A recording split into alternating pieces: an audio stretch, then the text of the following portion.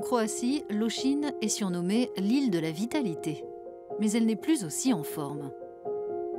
Comme dans de nombreuses régions côtières, elle est assaillie par les déchets plastiques. Chaque année, il s'en déverse 8 millions de tonnes dans les océans à travers le monde, ce qui nuit à la biodiversité et transmet maladies et toxines tout au long de la chaîne alimentaire. Ces étudiants qui pratiquent la plongée se sont portés volontaires pour nettoyer les résidus qui se sont accumulés ici depuis des années.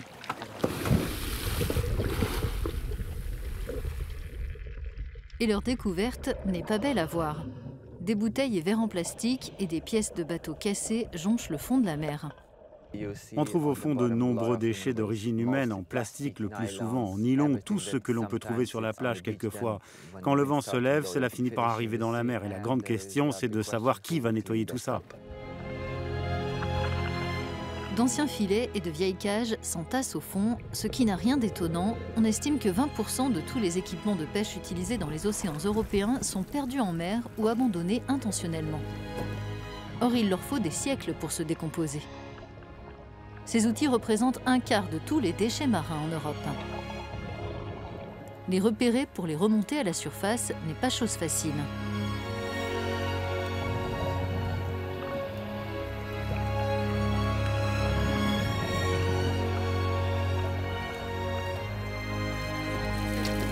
Ce fléau pour la faune marine s'appelle la pêche fantôme.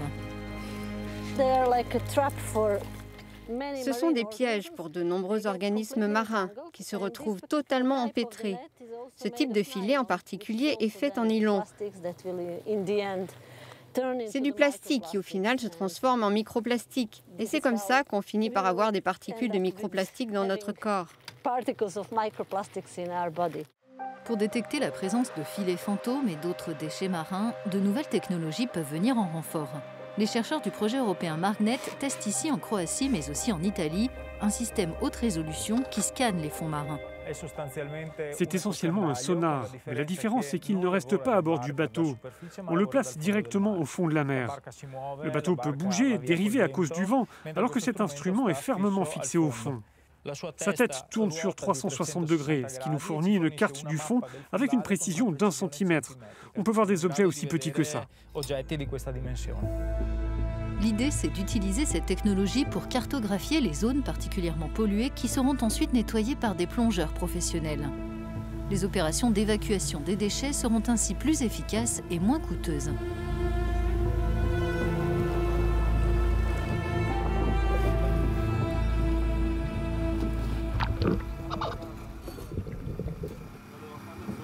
Tandis que l'écho-sondeur est passé par-dessus bord, l'un des chercheurs plonge pour vérifier que l'appareil se place correctement au fond. Ce scanner acoustique est capable de détecter des objets présents sous la mer dans un rayon de 150 mètres en transmettant les résultats au bateau en temps réel.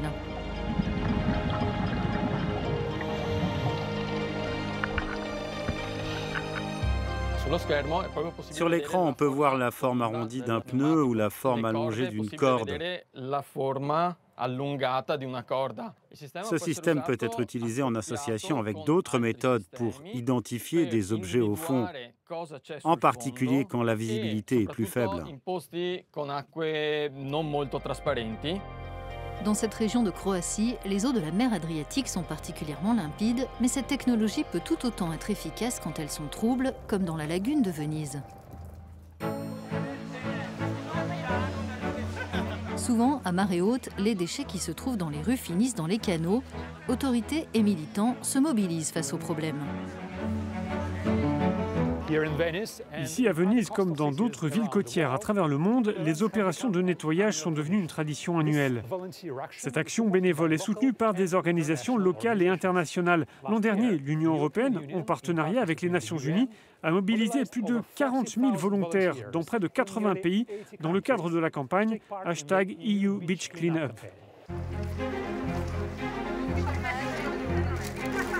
La lagune de Venise sans plastique est l'un des nombreux groupes locaux qui participent à ce ramassage annuel des déchets flottants sur les canaux et des débris emmenés au large. Direction l'île de Murano, célèbre pour ses artisans verriers.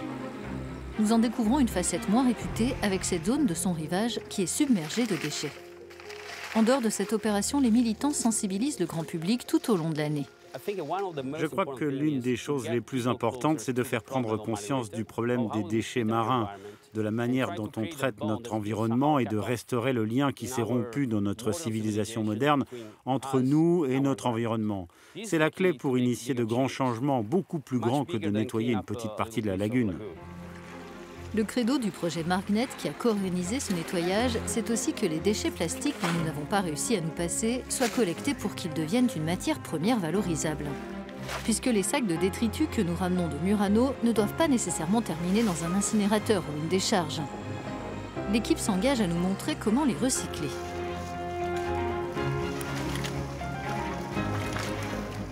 Ce plastique existe déjà, donc on doit le ramasser, le transporter et essayer de le recycler. C'est ce qu'on fait dans le cadre du projet Margnet. On essaie vraiment de boucler la boucle et bien sûr d'impliquer le public et de le sensibiliser. En une journée de nettoyage à Venise, cette association a collecté près de 3 tonnes de déchets, dont des centaines de kilos de plastique.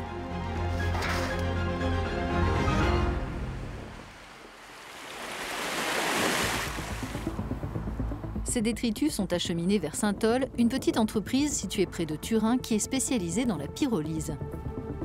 Son prototype décompose les plastiques en les chauffant à 400 degrés sans oxygène.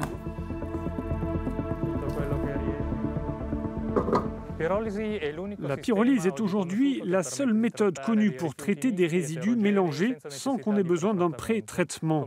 Les déchets récupérés en mer sont placés à l'intérieur, tels quels. Les plastiques fondus forment une huile de pyrolyse brute qui peut être raffinée en carburant.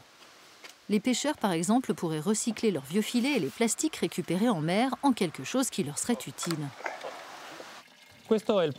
Ça, c'est le produit final que l'on obtient à partir d'huile de pyrolyse brute raffinée. Dans ce cas, on obtient un carburant léger qui peut convenir aux moteurs rapides et qui peut donc être utilisé directement à bord des bateaux.